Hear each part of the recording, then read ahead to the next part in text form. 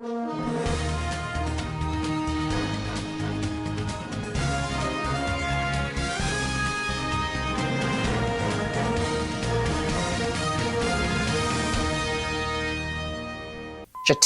urges Nigerians to unite for peace. Ndume says the new tax regime fundamentally flawed. Police arrests man with explosive in Zamfara. On business news, NIDA NBC collaborate to boost digital transformation. On the international scene, clashes between government troops and Tigrayan forces erupt in Ethiopia. On the entertainment world, tributes pour in following death of Halima Gaji. On sports update, Afcon 2025 set digital record with over 5 billion views. Hello and welcome to SVTV News. My name is Musa Alhaji Muhammad. Nigeria's Vice President Kashim Shettima has called on Nigerians to embrace unity and peace, as unity is the foundation of national development.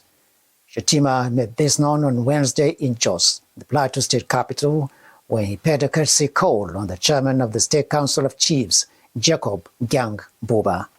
According to the vice president, the large number of ethnic groups in Nigeria necessitates the strengthening of unity rather than division.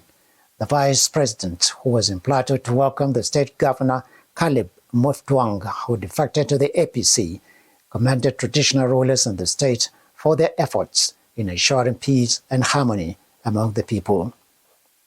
Senator Ali Ndume, Borno South, has described Nigeria's new tax laws as fundamentally flawed and riddled with contradictions, warning that they risk being challenged in court. Speaking in an interview on Arise News on Wednesday, Ndume said the laws as currently presented are inconsistent and controversial, making enforcement difficult, adding that Nigerians are not opposed to taxation, but they want a fair and transparent system. The senator questioned the clarity of implementation, noting that multiple versions of the laws are circulating. He expressed concern that admitted discrepancies in the tax laws have not been properly addressed. He criticized officials for dismissing these concerns, noting that the House of Representatives has initiated an investigation. The Zamfara State Police Command has announced the arrest of a man for alleged illegal possession of explosives. According to a statement issued by the command, officers of the Task Force on the Prevention of Illegal Mining, led by ACP Aminu Aliyu, arrested the suspect, Mustafa Muhammad, 38 years old. It added that he was arrested while driving a vehicle that preliminary investigation revealed was carrying 954 suspected explosive devices hidden in plastic bags. The suspect is currently in police custody, while the seized items have been preserved and handed over to the command's explosive disposal team for further investigation and identification. Police fired tear gas on Wednesday to disperse protesters demanding compensation following mass evictions carried out by the Lagos state government. The protesters, made up of displaced residents from waterfront and informal settlements, gathered near a major road in Lagos to accuse authorities of demolishing their homes without adequate notice, compensation, or resettlement plans. Lagos state authorities have said the demolitions are part of efforts to enforce urban planning laws, reduce environmental risks, and prevent flooding in high-risk areas. Officials insist that affected structures were illegal and posed safety concerns. We came out for a peaceful demonstration, for a peaceful protest. My house was demolished in Otumara community. My church was demolished because my husband was the pastor of the church, CNS Church of Zion, Otumara. It was all demolished with all our belongings. We do not have anything. Most of my brothers, some of them are sleeping under the bridge. Try to prevent citizens from exercising their right. It's a right to protest. It's a right to express discontent. That's all it is. It's discontent. But also more importantly for Makoko people is that this administration wants to try to get away with it and that nothing will happen. But as far as I have breath in my body and other people who are committed to this cause, we will try as much as we can. The Joint Admissions and Matriculation Board, JAMB, has stated that candidates who are already enrolled in tertiary institutions may register for the 2026 Unified Tertiary Matriculation Examination and direct entry, but must formally declare their matriculation status, otherwise they risk losing their admissions. The clarification was contained in a statement issued on Wednesday by the board's public communication advisor, Dr. Fabian Benjamin, who said the directive had been misrepresented by individuals he described as self-styled education advocates, leading to confusion among candidates and parents. Benjamin stressed that registering for UTME or DE while still enrolled in another institution is not prohibited, but failing to disclose that status is considered an offense under JAMB regulations. Former presidential candidate and leader of the New Nigeria People's Party, NNPP, Senator Rabiu Musa Kwankwaso, has said Kano State Governor Abba Kabir Yusuf and his close associates will regret leaving the party, insisting that the governor's political fate has already been sealed by his alliance with former governor Abdullahi Umar Ganduje. Kwankwaso, who spoke in an interview on BBC Hausa on Wednesday, said the manner in which Ganduje received Yusuf into the All Progressives Congress APC and publicly raised his hand was a clear indication that the governor had already lost his re-election bid. In an earlier interview with BBC, Ganduje said political rivalries had been laid to rest with the defection of the governor to the APC. Meanwhile, the Kano state government has assured residents of the state that the lingering emirate tussle in the state would soon be resolved. The Commissioner for Information and Internal Affairs, Ibrahim Weya, gave the assurance on Thursday while addressing newsmen in Kano, saying concrete steps have already been taken to restore lasting peace and stability. He said the administration of Governor Yusuf remains committed to dialogue with all stakeholders, stressing that the emirate matter will not be allowed to continue generating tension or undermining governance in the state.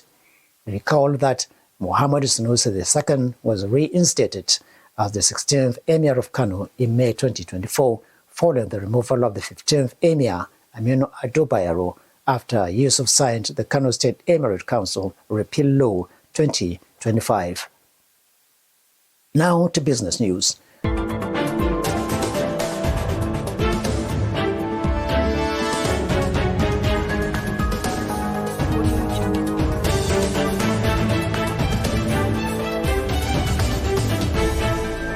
The National Information Technology Development Agency, NITDA, has restated its commitment to collaborate with the National Broadcasting Commission, NBC, to enhance digital transformation and regulatory frameworks across Nigeria's media and technology sectors. Indications of this development emerged when the Director General of NITDA, Kashifu Inua, received the NBC's Mr. Charles Ebuebu during a courtesy visit aimed at boosting interagency collaboration. Speaking during the meeting, Inua stated that digital transformation and regulation are inseparable in Nigeria's rapidly evolving digital ecosystem. Also on the business news, Governor of the Central Bank of Nigeria, CBN, Olayemi Kadroso, has held talks with a high-level delegation from British International Investment BII and the British High Commission as part of efforts to strengthen Nigeria's financial sector and attract long-term foreign investment. The meeting, which took place on Wednesday in Abuja, brought together the chair of BII, Ms. Diana Layfield, and the British High Commissioner to Nigeria, Mr. Richard Montgomery, alongside senior executives of the UK-backed Development Finance Institution. Speaking during the discussions, Cardoso said the central bank remains focused on building a stable and trusted financial system that can support economic growth and create more opportunities for businesses and ordinary Nigerians. Now to the international scene.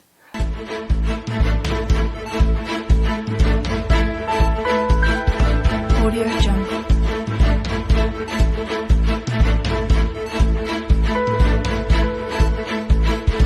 Audio Jungle.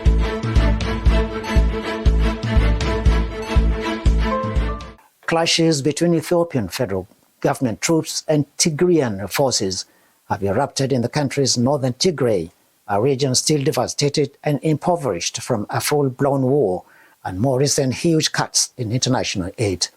The fighting has triggered the suspension of flights, security and diplomatic sources told the AFP news agency on Thursday. Hostilities broke out in recent days in Semlate, western Tigray, an area claimed by forces from the neighboring Amhara region, the sources told AFP. The Tigray War, which started in 2020, killed thousands of people and displaced millions more before the conflict ended in 2022. Also on the international scene, the government of the Democratic Republic of Congo is calling for $1.4 billion to provide for those in the country who are struggling as the fighting rages on between the M23 rebels and Congolese army.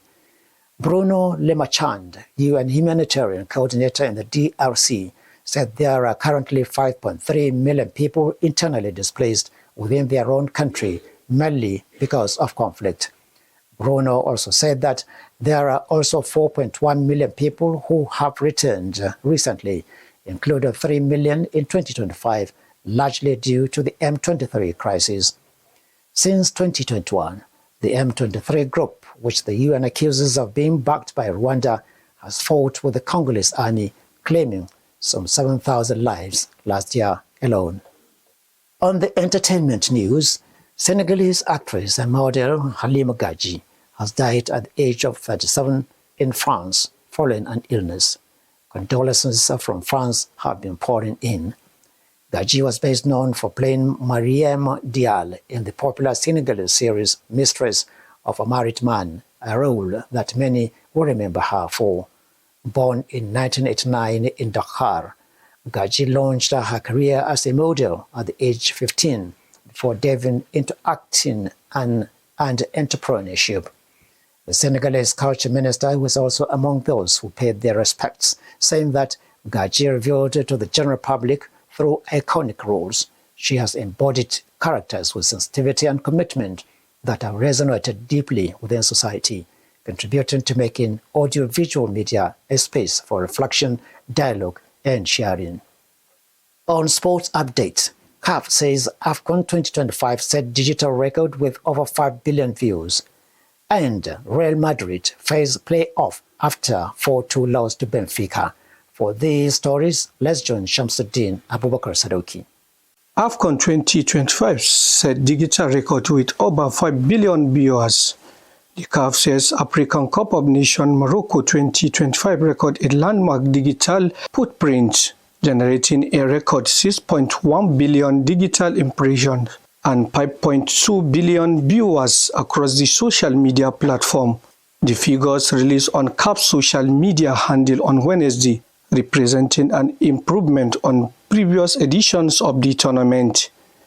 In comparison, Afcon 2023 that recorded approximately 2.1 billion digital viewers, meaning the 2025 edition nearly triplets that total. CAF described the performance and unprecedented position in African football as the dominating force on the global digital stage. In Champions League, Real Madrid faced playoff after 4-2 lose to Benfica. Jose Mourinho condemning his former club to a 9th place finish in the league, first as his Benfica side beat Real Madrid 4-2 in the Champions League on Wednesday. A tight defeat of the campaign for Real Madrid, complete with wins for Barcelona, Chelsea, Sporting Lisbon and Manchester City, meant Madrid missed out the top 8 and will have to play in the 2 largest knockout playoff round. Real Madrid French forward Kylian Mbappe and teammates walk out after losing the UEFA Champions League first day 8 at Estadio Luis in Lisbon on January 28, 2026. Mourinho, who coached the Madrid between 2010 and 2013, it was the first victory at the second time of acting against his old club since departing them. Also, Barcelona crashed campaign 4-1 and qualified directly for the Champions League last 16 on Wednesday. My name is Shamsuddin Abubakar Sadoki, reporting for SVTV News. With that sports update, we seal this edition of SVTV Global News. But before we go, another look at the highlights. Shatima urges Nigerians to unite for peace. Ndume says a new tax regime fundamentally flawed. Police arrests man with explosive in Zamfara. On business news, NIDA NBC collaborate to boost the digital transformation. On the international scene, clashes between government troops and Tigrayan forces erupt in Ethiopia. On the entertainment world, tributes pour in following death of Halima Gaji. On sports update, Afcon 2025 set digital record with over 5 billion views. And that was the SVTV Global News. On behalf of all the production crew, I am Musa Alhaji Mohammed. Do have a good time.